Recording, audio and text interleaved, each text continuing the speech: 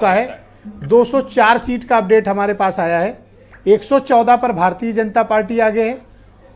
80 seat पे 80, देखिए fluctuation कितना तेजी से हो रहा है। 47 पे 80 हो गया, 47 से बढ़ के 80 सीट पर आया है डेटा, यानी ईवीएम अब जस्ट डबल हुआ एक तरीके से। ईवीएम अब ओपन हुई है।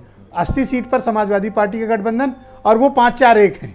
114, 80, 5-4-1।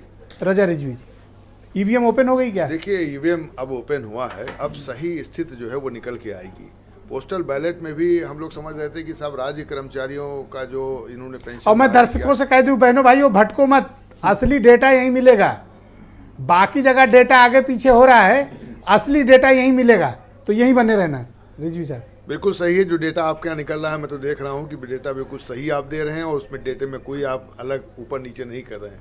लेकिन ये जो शुरुआती दौर का रुझान था ये सही, अभी राकेश त्रिपाठी ने भी कहा है कि मैं उमंग में हूँ, तरंग में हूँ, लेकिन फिर भी उन्होंने इस बात को जरूर कहा है कि शुरुआती पे अभी कुछ कहा नहीं जा सकता। नहीं, पर पांडे जी को ऐसी बात उन्हें नहीं बोलनी चाहिए थी, ये थोड़ा लिहाज रखना चाहिए। ये कुछ ज्यादा हार्श हो गए पांडे जी। दरअसल उनको इस पर ख्याल रखना चाहिए पांडे जी को, वो कह के चले। लेकिन राकेश त्रिपाठी जी के दोनों बात मिल रही थी, उनकी दोनों बात थी कि भाई अभी शुरुआती दौर में रुझान में हम कुछ नहीं कह सकते, लेकिन हम तरंग में हैं, उमंग में हैं और बिल्कुल उत्साह में हैं, तो दोनों चीजें हैं। मुझे केवल इस पे आपत्ति, लेकिन अभी 3 में है ना 5 में है, लेकिन अभी जो अभी 171 सीट में आपने दिखाया था, शुरू में 114 और 47, और वही 204 सीट में आपने कहा 114 और 80, तो अब ये उमंग, तरंग और डेटा क्यों भाई पांडे जी, ये क्यों त्रिपाठी जी ऐसे कह रहे हैं?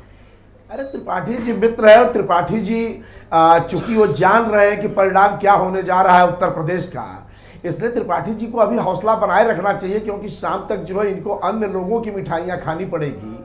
और इनके यहाँ त्रिपाठी जी, राकेश भाई एक काम करिएगा, अगर मिठाई उठाई का बीजेपी ने ऑर्डर दिया हो तो रुकवा दो यार, नुकसान होगा, आप भाई हो अपने, ये सब रुकवा देना है यार थोड़ा सा। मतलब ये सब डर है, बीजेपी उत्तर प्रदेश से तो चली गई, यही हमारी विजय है कि 5 राज्यों से बीजेपी का सफाया हो जाए, यही हमारी विजय। मिले ना मिले, उन्हें नहीं मिलना चाहिए, ये है। नहीं ये नहीं है, हम तो देश की सुरक्षा के लिए, प्रदेश की उन्नति के लिए, प्रदेश के सच्चे विकास के लिए और सही मुद्दों के लिए प्रदेश में भारतीय जनता पार्टी की सरकार जाए। पांडे जी, यही प्रदेश का सच्चा विकास है। पांडे जी, गांव में इसको कहते हैं पर संताप।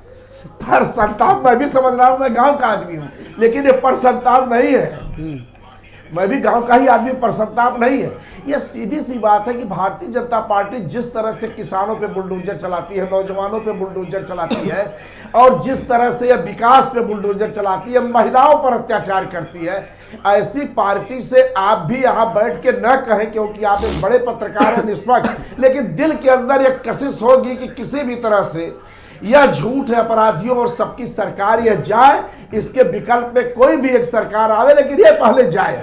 तो आप मुझे कृष्णकांत पांडे क्यों बनाना चाहते हैं? मैं ब्रजेश मिश्रा हूँ, ठीक हूँ। नहीं, मैं तो कह रहा हूं कि आप बड़े पत्रकार हैं, इसलिए आप मेरी बात नहीं कह पाएंगे यहाँ, लेकिन राकेश जी की भी आत्मा में यही होगा कि इन सबों ने बड़ा हत्या कर दिया था। राकेश जी भी इस बात को समझ रहे हैं। हाँ, कह रहे तो आप ही समझो। या शंकुर, आप कुछ कहना चाहते हो? सर देखिए ब्रजेश जी कि जैसे जैसे आंकड़े बढ़ रहे हैं, हमने जो आपसे इस डिबेट के प्रारंभ में बात कही थी कि जो रेशियो, जो सिनेरियो भारतीय जनता पार्टी का शो कर रहा है वो समाजवादी पार्टी का करेगा। अब यही आंकड़े देखिए, 95 और 110 पर पहुंच गया है। एक नया डेटा हमारे पास आ गया, हमको रोकना पड़ रहा है। हमारे पास 215 सीटों का आंकड़ा आया है। 110 पर भारतीय जनता पार्टी और समाजवादी पार्टी का गठबंधन 95 सीट पर आ गए, बाकी 5-4-1 हैं।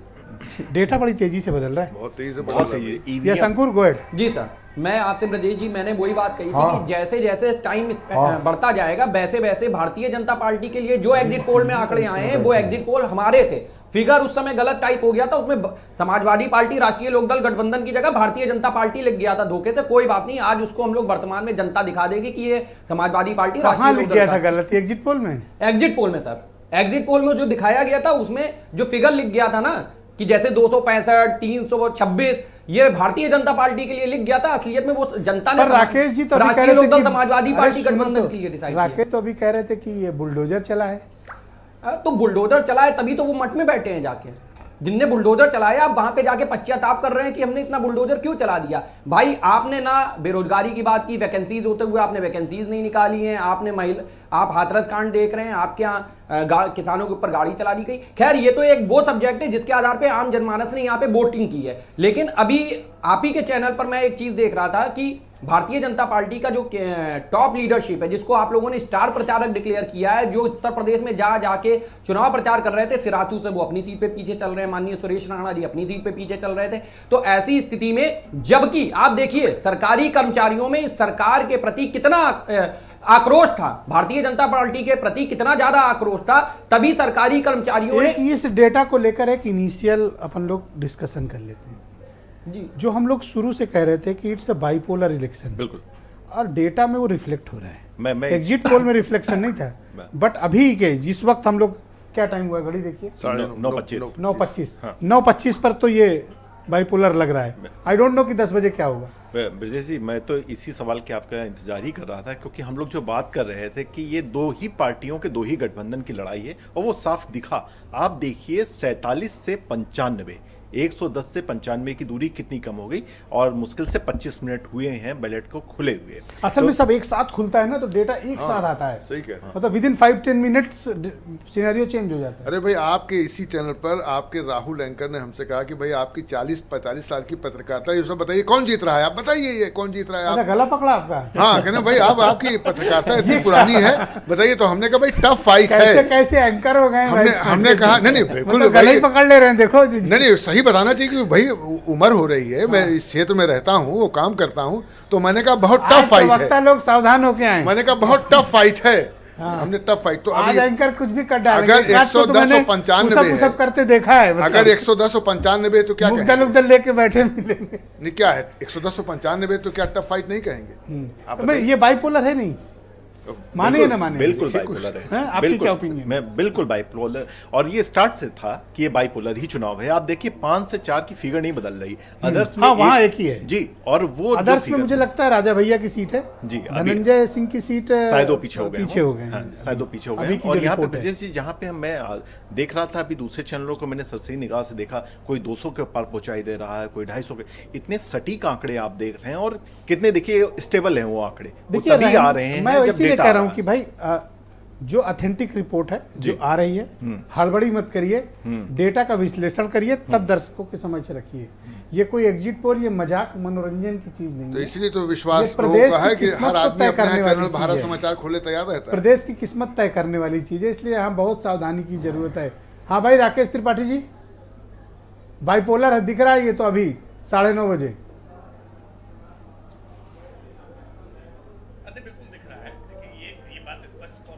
थोड़ी आवाज बढ़ाई जाए राकेश जी की। जी, एक तरफ है और भारतीय जनता पार्टी के खिलाफ सब एक तरफ है। तो ये इसमें स्पष्टता है, भारतीय जनता पार्टी ऐसी भी बढ़त पर दिखाई पड़ रही है, और बाकी सारा विपक्ष एक साथ एकजुट होकर के समाजवादी पार्टी के गठबंधन के साथ खड़ा हो गया था। तो बहुजन समाज पार्टी ने पूरे चुनाव प्रचार अभियान में जिस तरह से अपने आप को पीछे रखा था, उसकी वजह से उनके परिणाम पर भी दिख रहा है। कांग्रेस पार्टी तो पहले से ही सरेंडर कर चुकी। स्वयं राहुल गांधी एक बार भी प्रचार करने के लिए उत्तर प्रदेश आने की हिम्मत नहीं जुटा पाए। इससे स्पष्ट हो रहा था कि कांग्रेस पार्टी चुनाव से बाहर है, बहुजन समाज पार्टी चुनाव से बाहर की स्थिति में थी। समाजवादी पार्टी उत्तर प्रदेश में विपक्ष के तौर पर सामने दिखाई पड़ रही है। लेकिन मैं फिर इस बात को दोहराऊंगा जो बात मैंने पहले कही थी कि जो विपक्ष ने मुद्दे उठाए हैं, चाहे बेरोजगारी का मुद्दा हो, चाहे महंगाई का मुद्दा हो, चाहे वो किसानों के लिए मुद्दा उठा रहे हो, आवारा पशुओं का मुद्दा उठा रहे हो, ये सारे मुद्दों पर अगर चुनाव वो जीतते हैं तो इन मुद्दों की जीत होगी, और अगर वो हारते हैं तो अगले 5 वर्षों तक इन मुद्दों को दोहराना बंद करें। ये मान लें कि ये मुद्दे कृत्रिम तौर पर गढ़े गए थे। भारतीय जनता पार्टी ने जो सुशासन की बात की है, जो कानून व्यवस्था की बात की है, 9:30 मुंडा मॉर्निंग, अभी जब हम आप बात कर रहे हैं, इस वक्त उपलब्धता की बात की है, उसको मानना चाहिए। इस वक्त 9:30 बजे जब हम आप बात कर रहे हैं, उस वक्त ये मुकाबला बाइपोलर दिख रहा है। आई डोंट नो 10 बजे क्या होगा, 10:30 बजे क्या होगा, पर अभी जब हम आप बात कर रहे हैं, एक खबर और है, बीजेपी से असीम अरुण कन्नौज से आगे चल रहे हैं समाजवादी पार्टी के प्रत्याशी से। राकेश जी, फिलहाल तो बाइपोलर दिख रहा है। नहीं, मैं सहमत हूं, आपकी इस मीमांसा भी सहमत हूं, आपके इस विश्लेषण से भी सहमत हूं, और कमोबेश उत्तर प्रदेश में इस बात को बहुत बड़ी संख्या में लोग स्वीकार कर रहे थे कि उत्तर प्रदेश में एक तरफ भाजपा है और एक तरफ विपक्ष है। विपक्ष के नेता के तौर पर अखिलेश यादव के पास संगठन था, क्योंकि बहुजन समाज पार्टी में लगातार उनका संगठन टूटता रहा, बिखरता रहा, उनके नेता पार्टी छोड़ करके जाते रहे, उसका खामियाजा बहुजन समाज पार्टी ने भुगता है। लेकिन फिर भी मैं मानता हूं कि वोट परसेंटेज अगर आप देखेंगे तो Bahujan Samaj party vote percentage अभी भी 14-15% के आसपास में लेकर के आना चाहिए, ऐसा मेरा अभी आकलन है। ये सारी चीजें अभी परिणामों में, रुझानों में धीरे धीरे अपडेट्स होती जाएगी। 2017 में 22.23% था, 19 सीट जीती थी। कांग्रेस की क्या स्थिति रही 2017 है, में। लेकिन भारतीय जनता पार्टी उत्तर प्रदेश में 50% से ज्यादा वोट मत प्राप्त करेगी, हमें ऐसा पूरा भरोसा है। अच्छा, रजा रिजवी साहब के पास कुछ आंकड़े हैं 2017 के, क्या ब्रीफिंग दे रहे थे आप? मैं ये बता रहा था कि जो बसपा का प्रदर्शन जो रहता है वो कमजोर भले ही हो, लेकिन वोट शेयर में कभी नहीं देखो होगा। 22%, 21%, 20% पे वो हमेशा रहे हैं।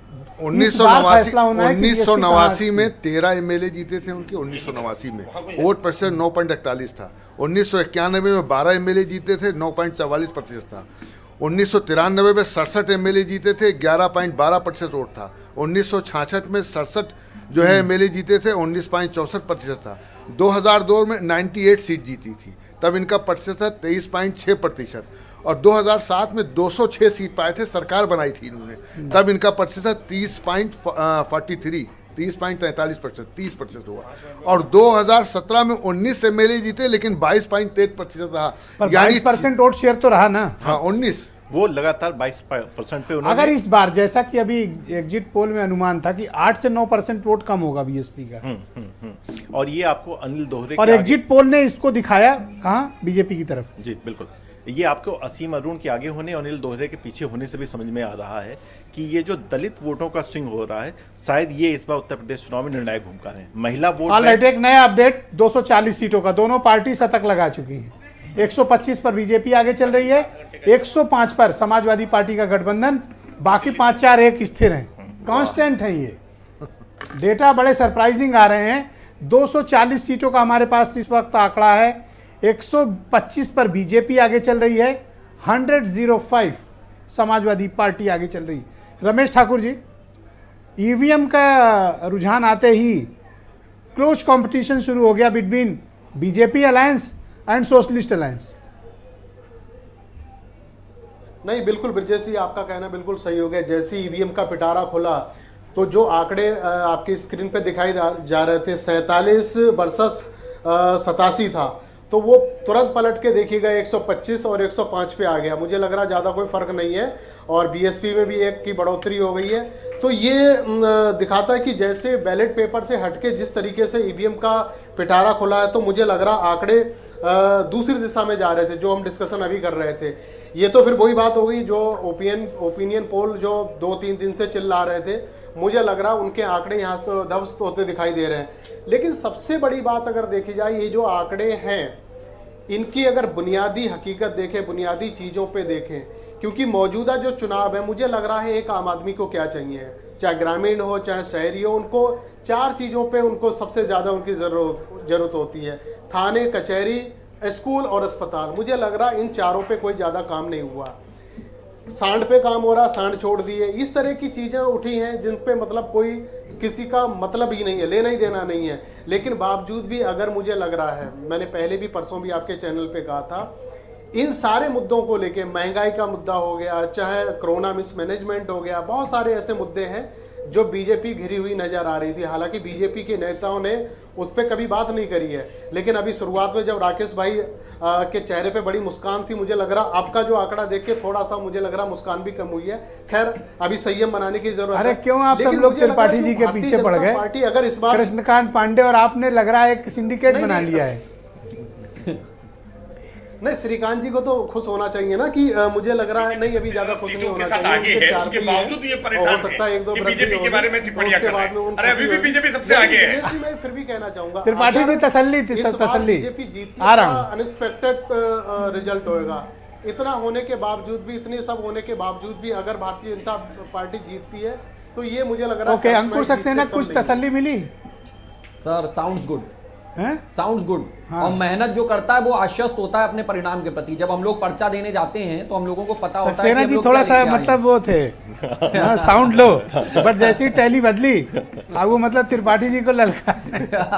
नहीं सर, ब्रजेश जी, सबसे बड़ी बात ये होती है, हम लोगों ने जब पेपर में बैठते हैं तो जो छात्र होता है उसको ये पता होता है वो क्या लिख के आया और उसका परिणाम क्या होगा। इसीलिए जैसे ही एग्जिट पोल आए थे, समाजवादी पार्टी, राष्ट्रीय लोकदल गठबंधन ने लगातार ये कहा था कि ये एग्जिट पोल गलत आंकड़ा दिखा रहे हैं। एक बात आपके चैनल के माध्यम से और स्पष्ट कर दूं कि जो बैलेट में हम लोगों को पीछे किया गया वो इसलिए किया गया, हम लोग स्टार्टिंग पीछे कोई नहीं करता, जनता वोट डालती है, वो नहीं सामने सर, आता है। पोस्टल बैलेट जो जगह जगह पे पकड़े गए थे उनको हाँ। लेकर हम लोगों ने ये बात पहले ही स्पष्ट कर दी थी कि पोस्टल बैलेट में धांधली की संभावना है, लेकिन ईवीएम पे धांधली ना की जा सके, इसीलिए तो हर जगह हम लोगों ने बैठ देखो के इतना माहौल आप लोगों ने 48 घंटे में बना दिया कि अब कहीं गड़बड़ी की संभावनाएं नहीं बहुत छोड़ी रह गई ब्रजेश हैं। जी, मैं आपकी रियलिटी में आपको बता रहा हूं, हमारे परिवार में 8 बजे अगर कोई एक शो देखा